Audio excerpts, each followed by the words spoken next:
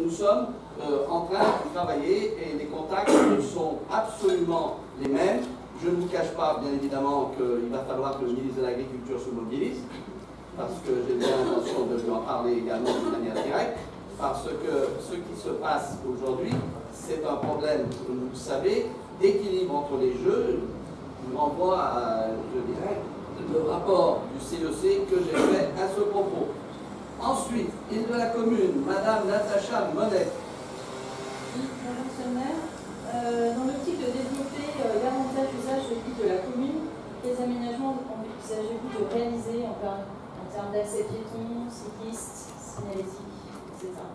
Alors, je vous remercie de votre question parce que visiblement la réalisation a précédé votre question. Nous avons donc pas mal investi et amélioré les équipements sur l'île de la commune, changement des cibles du basketball, reprise des passages sur les aires de jeu, création sanitaire, très important.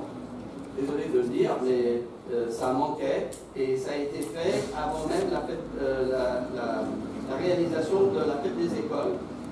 Création, balisage piéton, cotisation en soirée du site, mise en place vidéosurveillance, qui est aussi très important, création de 2 armoires électriques, mise sous alarme locale du tir à l'arc, mise en sécurité de l'église urbaine et même aussi barrière évitant au vélo d'aller sur les buts avant la passerelle.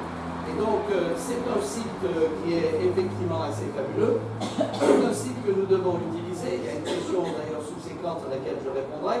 Et je sais que lorsque nous avons sondé, notamment pour le forum des associations, que les associations se sont montrées extrêmement désireuses de recommencer le forum des associations sur l'île, ce qui se fera en début, je crois que c'est vers le 8 septembre, c'est ça, dans ces eaux-là, enfin début septembre, où nous recommencerons. La fête des écoles s'est très bien déroulée sur l'île, tout le monde était content, donc c'est un lieu que nous devons optimiser.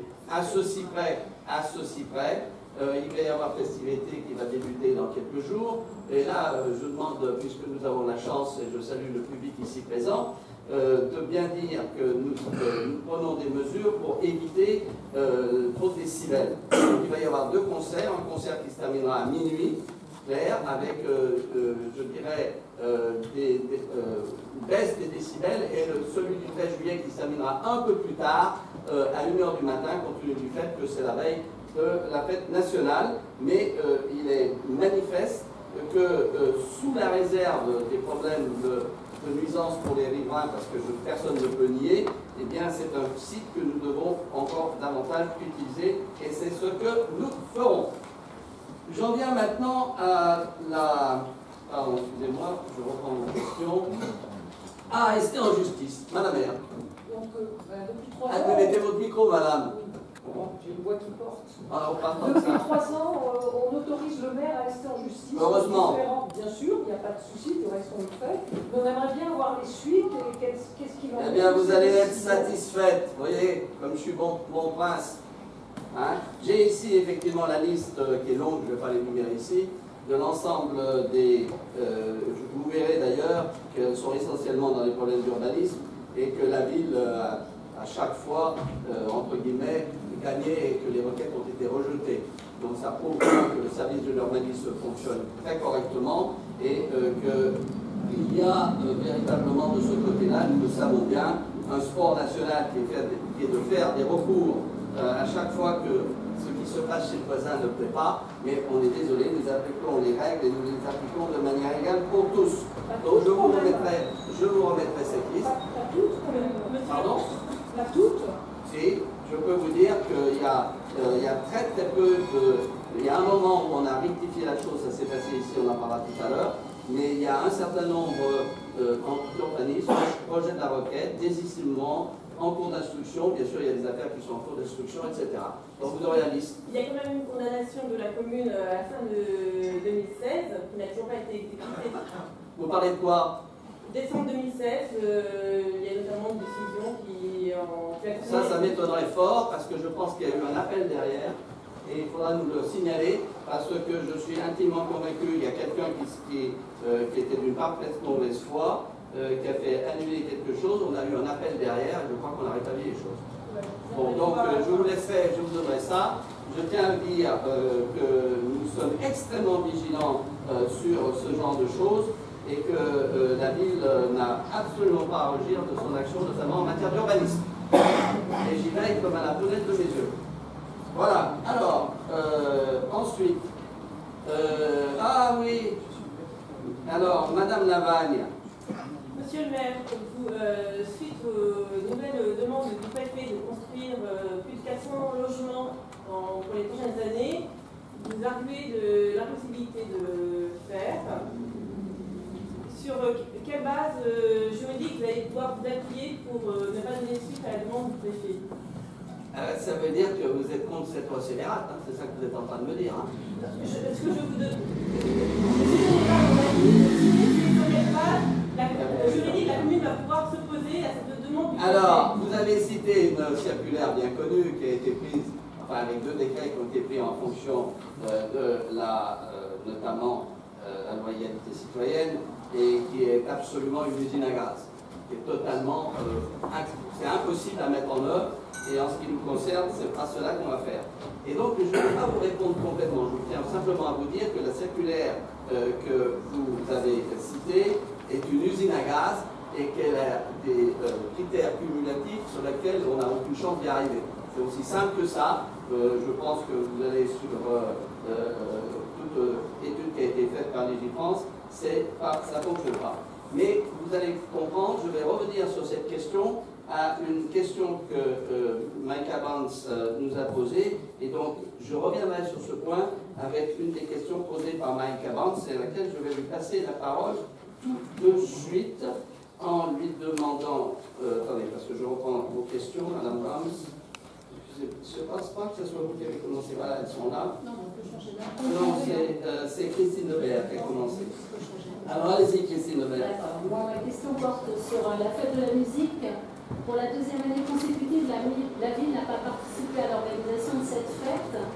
Et pourquoi donc ne pas utiliser l'île de la commune, lieu plus facile à sécuriser, pour proposer aux Manceuniens une fête de la musique comme jusqu'en 2015? Alors, c'est très simple. Nous avons décidé, en accord d'ailleurs avec... La fête de la musique, c'est pas ce que vous venez de décrire. La fête de la musique, c'est que chacun peut effectivement descendre dans la rue et faire de la musique. C'est ça, la fête de la musique. C'est une initiative citoyenne, comme dirait le camarade Lang. Vous voyez ce que je veux dire? Bon, donc c'est ça la fête de la musique. Alors petit à petit, on y a rajouté, etc. À telle enseigne que lorsqu'on faisait savoir, Urbain est parti, qu'il y avait une fête de la musique à Maison Lafitte, nous avions des visiteurs venus d'ailleurs. Et compte tenu, je dirais, des risques que nous avons, qui ne sont pas fortuits, et sur lesquels j'ai ma responsabilité d'assurer la sécurité publique avec le préfet dans la ville, nous n'avons pas voulu nous relancer dans ce que nous avons fait. Alors vous me dites, pourquoi faire ça sur l'île de la commune? Tout simplement parce que l'île de la commune va être encore utilisée pour les festivités, que bien évidemment ce n'est pas dans l'esprit de la fête de la musique qui doit être une initiative de chacun, et j'ai pu constater d'ailleurs qu'il y a eu un certain nombre d'orchestres qui ont agi dans notre ville. J'ai même dansé avec une de nos concitoyennes, vous voyez. Donc il ne faut pas croire que la fête de la musique n'existait pas. Je sais que la paroisse a aussi chanté, etc. Que sur la place du maréchal Juin, il y avait les fameux tam-tam africains. Donc il y a eu un certain nombre de choses qui se sont produites, etc. Et je pense que c'est la meilleure des solutions, parce que cela permet véritablement à chacun de s'exprimer. Tout s'est très bien passé, mais je ne reprendrai pas, compte tenu de l'insécurité que nous connaissons, de faire venir, comme ça s'est passé, il y a eu ça s'est pas trop mal passé, mais compte tenu de ce qui s'est passé sur le territoire national et des attentats que nous devons combattre, je crois qu'il faut véritablement pas trop tenter le diable. Voilà ce que je voulais vous dire.